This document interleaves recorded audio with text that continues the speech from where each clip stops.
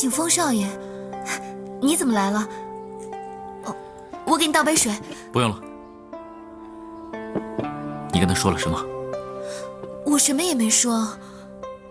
你要相信我。没说他会一早跑到我家来退婚。退婚？你别跟我说你不知道。我真的不知道。他说他爱徐恨，他要跟他过日子，他宁愿跟着他。你是知道的，对不对？我只知道他们俩互相喜欢，但我不知道他铁了心要退婚，这事他从来没跟我说过。他知道我心里喜欢着你，他只知道这个，他不知道我们。别再说我们了！我从来没有把我自己跟别的女人联系到一起，我心里只有她。是，我知道的。你知道为什么你来探监的时候不告诉我他们俩在一起了？你知道你还来接我出大牢，可怜我，同情我，还是你们两个联合起来算计我？一个知道他心里有了别人，一个知道你爱着我，于是一个隐忍着不说，一个顺水推舟把你塞给我。不是的，你听我说。还有什么可说的？你们把我当成什么在打发？感情是可以让的吗？没有他，你就来补上。景风少爷，我杭景峰的感情就那么不值钱，谁都可以替代吗？裴云怎么样？杭景峰，她是个女孩子，你怎么能这样？江福，是我自己不小心摔倒了。我看见她用手推你了。景风少爷，你先走。别走。杭景峰，我家佩云是喜欢你，可是她错了吗？难道喜欢一个人有错吗？别说了。再怎么着，你也不能因为她是个丫头，是个下人，你就糟蹋她，就欺负她。景风少爷，江福他不是那个意思。我就是这个意思。你可以不喜欢她，但你不能欺负她。我杭景峰从来不曾糟蹋人、欺负人，不管她是丫头还是小姐，我喜欢的就是江家园。就算今天倒过来，圆圆是丫头，我还是喜欢她，我就是喜欢她这个人。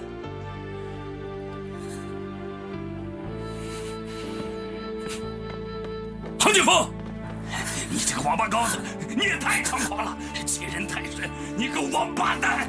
我告诉你啊，你不要再到这里来，你要再来，把你腿打折！哼！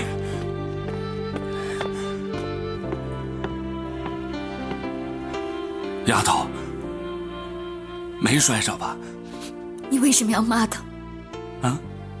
你为什么要骂他？他欺负你呀！我看见他推你。我愿意。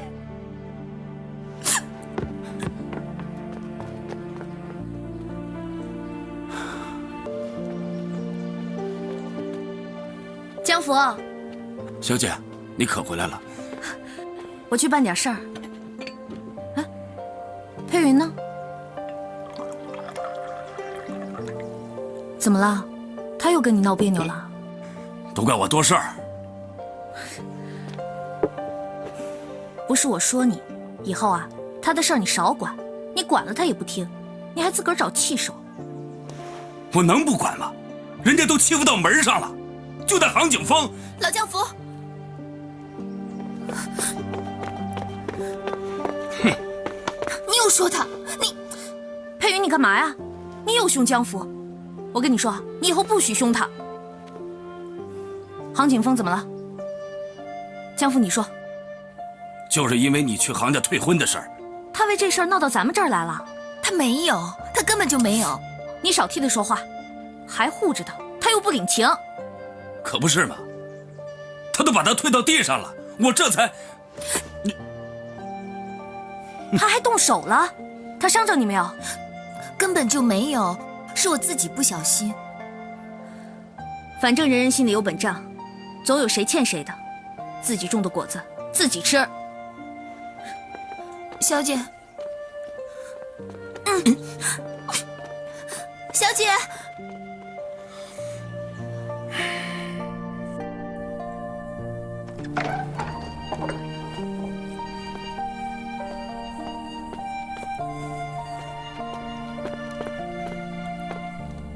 小姐，你真为了徐恨才到杭家退婚的吗？我要怎么说你才明白呢？我们俩真的不合适。即使没有徐恨，我一样不会嫁给景风。那你怎么不告诉景风呢？也让他心里好受一点呀。这有什么好说的？说了他就能理解，就能接受吗？你告诉他，至少让他心里好受一点，没那么难过吧。佩云，你知道吗？只有你心里还爱着一个人的时候，你才会想到他好不好受，难不难过。你太爱他了。现在他朝你乐一下，你心里就开心；推你一下，你也不在意。可以后呢？这一辈子，如果我跟杭家真的断了关系，他不会再看你一眼，不会碰你一下。他碰我，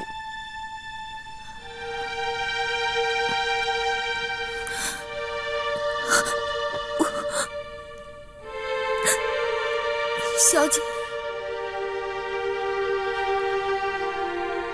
对不起。你刚才说什么？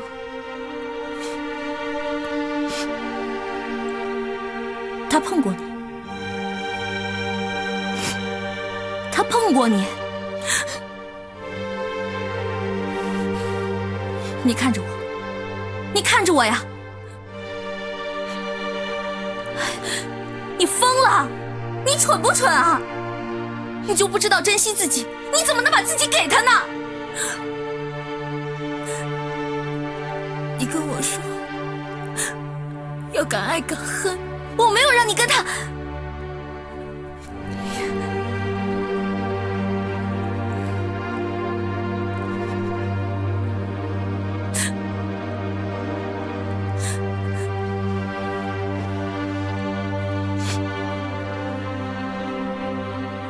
就在你失踪的那个晚上，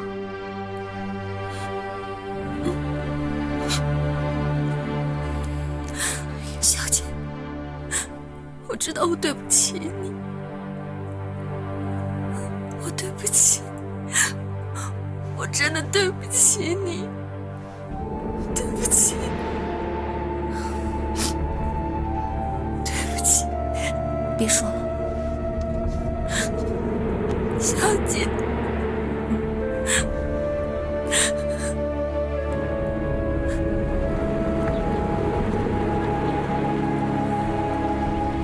这事儿，你打算怎么办啊？他还是跟你说了。我问你打算怎么办？就是为了这事儿才退婚的吗？我退婚跟任何人、任何事儿无关，跟徐恨也无关。无关。你耍我？我要是真耍你，我用得着正经八百的告诉你吗？还去征求你家人的同意啊？那好，现在我告诉你，我不同意。我们回不到从前了，我们在一起过日子不会快乐的。你怎么就不明白这个道理呢？你应该珍惜佩云，她是个好女孩，她爱你。我不用你替我安排，你可以找各种理由、各种借口来拒绝我，但我不用你替我安排。我讨厌你这种自以为是。爱我就该接受他吗？我偏不。你没有权利不接受。他给了你一个清清白白的大姑娘，他把全部都给了你。你说你不接受，那你们在一起的时候，你怎么不想想你还是个人，你还不是个畜生？景风，你不是一个没有良心的人，你不会使坏。我偏坏给你看。你管你退婚，我管我继续等。等你嫁人，等你有孩子，等你有孙子，我还是要等，我就是要等你一辈子。